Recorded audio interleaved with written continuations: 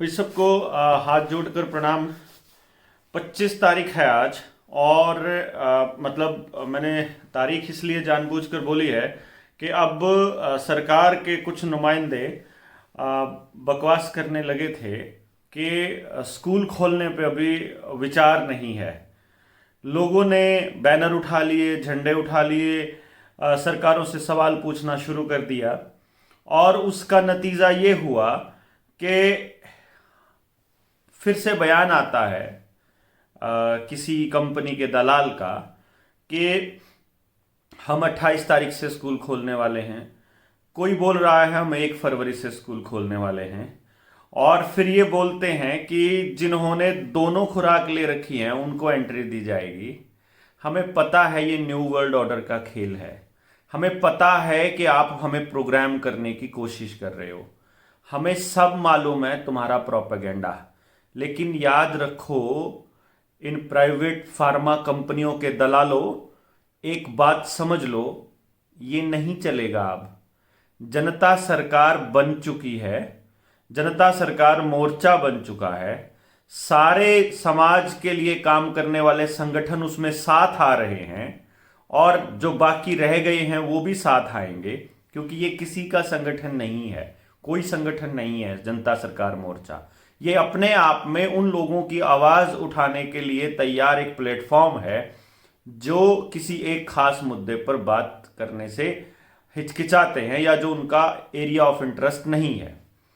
जैसे हम आपको बता देते हैं, किसान संघर्ष समिति में और जिस तरह से अपने कामों को आगे बढ़ाया है विकास सीसर भाई ने, उसके हिसाब से आपको समझ में आना चाहिए कि ये किसान सरकार जो एक नारा दिया था उन्होंने, आपको याद होगा बड़ौदा के अंदर, तो वो किसान सरकार का मतलब ये है कि किसान बताएगा सरकारों को कि आपको क्या करना है, कौन से डिसीजन लेने हैं, आप नहीं बताओगे जबरदस्ती।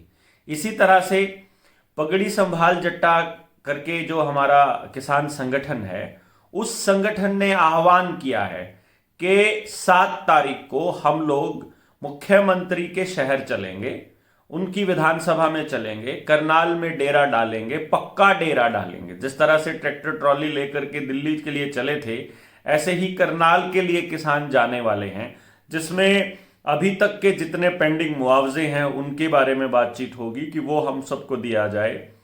तीसरा, जितने भी किसानों के मुद्दे हैं, चाहे ट्यूबवेल कनेक्शन ना देना हो, बिजली के बड़े बड़े बिल हैं, उनके कर्ज माफी से रिलेटेड जितनी बातें हैं, वो सारी चर्चा होंगी वहां पर।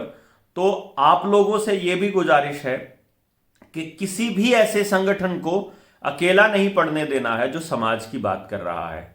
ये जो राजनीतिक पार्टियों के मुखिया हैं, जो आजकल प्राइवेट फार्मा कंपनियों के दलाल बने हुए हैं और इस फर्जी वाड़े के अंदर सरकार के साथ खड़े हैं, आप देखिएगा, कांग्रेस के भूपेंद्र सिंह हुड्डा भी नहीं बोलते, शैलजा भी नहीं बोलती, सुरजेवाला के भी सांस नहीं निकलती, इनके आका जो है वो राहुल गांधी भी चू नहीं करता। इधर से आम आदमी पार्टी का केजरीवाल भी राक्षस बना हुआ है। वो कह रहा है उन राज्यों में जाकर के कि जो हमने दिल्ली में किया वो हम आपके राज्य में भी करेंगे। तो दिल्ली में तो तुमने 2000 का चालान किया हुआ है खुली हवा में सांस लेने का, तो क्या तुम उन राज्यों में भी बंद करने वाले हो जिन राज्यों में आज खुली सांस ले रहे हैं वो लोग? इस बात को समझने वाली बात होगी। ये आप इस बात को समझिएगा, आप लोग जो भी वोट करने जा रहे हैं इन राक्षसों को, वो इस बात पे जरूर गौर करिएगा। मैं जो हरियाणा की बात कर रहा था, ना ही कोई सत्य वाला बोल रहा है, ना ही कोई किसान हितैषी चौटालाज के दोनों पुत्र बोल रहे हैं, ना उनका पौत्र बोल रहा है, ना खट्टर तो खैर इस बर्बादी में शामिल है ही, खट्टर और उसके सारे मंत्री इसमें शामिल हैं ही। आप देखिएगा भजनलाल के परिवार भी नहीं बोल रहा। बंसीलाल के परिवार में तो उनके गढ़ में, जो उनका गढ़ है, तथाकथित गढ़ है, वहां हम लोग गए ही थे। और कोई और अगर अपने आप को मसीहा मानता हो, जैसे महेंद्रगढ़ रेवाड़ी दक्षिण हरियाणा से जो हमारा यादव फैमिलीज आती हैं, जितनी भी, वो अपने आप को बड़े राजनीतिक धुरंधर मानते हैं, वो भी नहीं बोलते।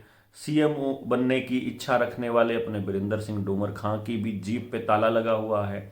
कोई नेता है जो आपके लिए बोल रहा है?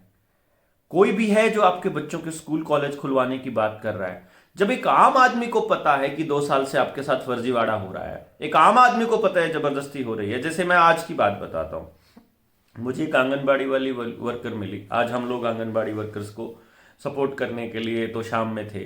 तो जब हमने उनसे बात की तो उन्होंने कहा हमारे ऊपर, हमें फ्रंट लाइन वर्कर कह के हमारे ऊपर तीसरी खुराक लेने की जबरदस्ती की जा रही है। हम सब ने सिरे से मना कर दिया है, लेकिन सुपरवाइजर के ऊपर प्रेशर है कि नहीं, आपको तो लगवाने ही पड़ेंगे और लगाने ही पड़ेंगे।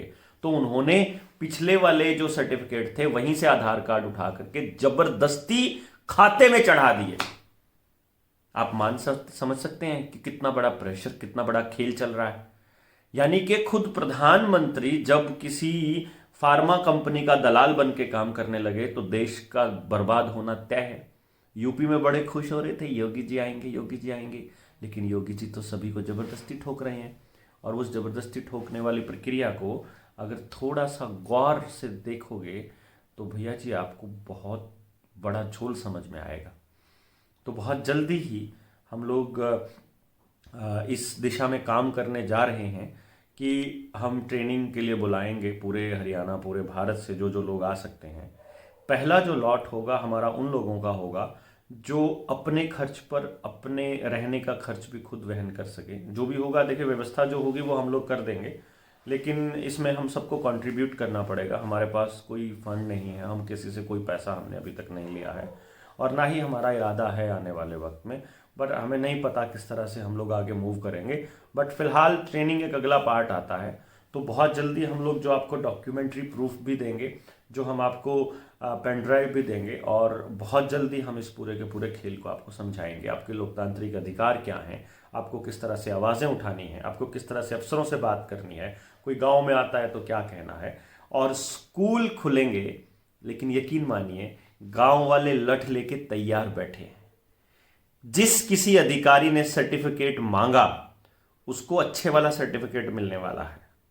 इसलिए कोई मास्टर, कोई स्कूल का प्रिंसिपल, कोई डीओ, कोई डीसी बकवास करने की जरूरत मत करना, क्योंकि जनता अपनी सरकार चलाना जानती है, सरकार को आदेश देना भी जानती है और अपने तरीके से काम करना लोगों को आने लगा है। अब लोग बोलेंगे, लोग अब आदेश देंगे और सरकारों को वो मानना होगा। और जिस तरह से किसान आंदोलन, जिस तरह से एक साथ मिलकर के पूरी जनता ने लड़ा था, अब की बार इस आंदोलन में युवाओं की भागीदारी काबिले तारीफ है, काबिले तारीफ। आप देखिए अम्बाला का, हिसार का, नरवाना का, आज तो शाम का, जहां जहां भी छात्र इकट्ठे हो रहे हैं, कितने डिसिप्लिन तरीके से वो आंदोलन कर रहे हैं। किसी को कोई हो हल्ला नहीं है, किसी दुकानदार को परेशान नहीं किया, किसी राहगीर को परेशान नहीं किया। और ये सबसे शानदार बात है कि सेल्फ डिसिप्लिन, आत्म अनुशासित ऐसा आंदोलन। और अभी आने वाले वक्त में आप इसके अंदर और बहुत सारी नई चीजें देखेंगे। और तैयार रहिए, अपने अपने गांव में स्कूल खोलेंगे तो किसी को सर्टिफिकेट नहीं मांगने देना है, याद रखिएगा। और तीसरी डोज आप खुद समझदार हैं, क्योंकि चौथी भी आएगी, छठी भी आएगी, नौवीं भी आए, नौवीं तो नहीं पता, 8 का तो सरकार ने बोला है, उनके रजिस्ट्रेशन पोर्टल पे है। साइड इफेक्ट के बारे में कोई नहीं बता रहा है, साइड इफेक्ट को डाउनलोड कर लीजिए, किसी को चाहिए तो व्हाट्सअप करके मांग लीजिएगा। व्हाट्सअप चेक नहीं कर पाता हूँ, I am really sorry for that. मैं उसके लिए माफ़ी मांगता हूँ आप सबसे कि मैं पूरी तरह से नहीं कर पाता हूँ। लेकिन आप ही सोचिए कि उठते ही फ़ोन कॉल्स आने शुरू होते हैं, फिर लोगों से बातचीत करनी होती है, फिर गाँव में जाके बात करनी होती है, फिर मीटिंग्स करनी होती हैं, फिर ट्रेनिंग के लिए भी बातचीत रहती हैं, फिर अगले शेड्यूल्स भी बनाने होते हैं, और फिर मतलब रात हो ही जाती है। किसी भी व्यक्तिगत ज़िंदगी ख़त्म हो चुकी है। आप इस बात को समझिएगा कि अगर मैं आपकी बातों का जवाब नहीं दे पाता हूँ कुछ लोगों को, तो मैं इकट्ठा जवाब देने की कोशिश करूँगा। लेकिन जितने जवाब देता हूँ रात भर में, जितना भी टाइम मिल पाता है, उससे ज़्यादा कि सुबह हो जाते हैं, तो उसके लिए मैं माफ़ी। लेकिन आपसे फ़िलहाल इतना ही मैं कहना चाहूँगा कि स्कूल खुलेंगे, आपका जो संघर्ष है वो रंग ला रहा है, और इस संघर्ष के लिए आप सब बधाई के पात्र हैं। बहुत शानदार, पूरा भारत हरियाणा की तरफ देख रहा है, और मुझे लगता है भारत के लोग अब पूरे देश को, भारत के लोग हरियाणा से सबक लेके अपने लोगों के साथ हो रही ज़बरदस्ती के खिलाफ लड़ाई लड़ेंगे।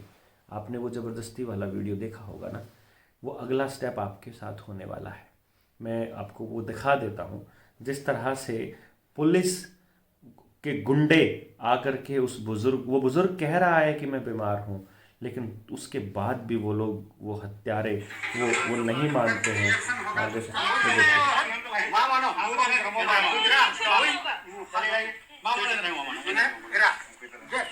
अगर कुछ हो जाएगा तो सबके लिए होगा, कुछ नहीं हो, पकड़ा नहीं है, जबरदस्ती मत करिए, जबरदस्ती नहीं हो रहा, रेडी है, चलिए आइए, हिलो मत, नहीं तो फिर लग जाएगा, ऐसा मत करो, अरे यार तू सुन लो ना, इतना लग जाएगा, उधर मत, उधर नहीं, ठीक है, चलो उधर मत,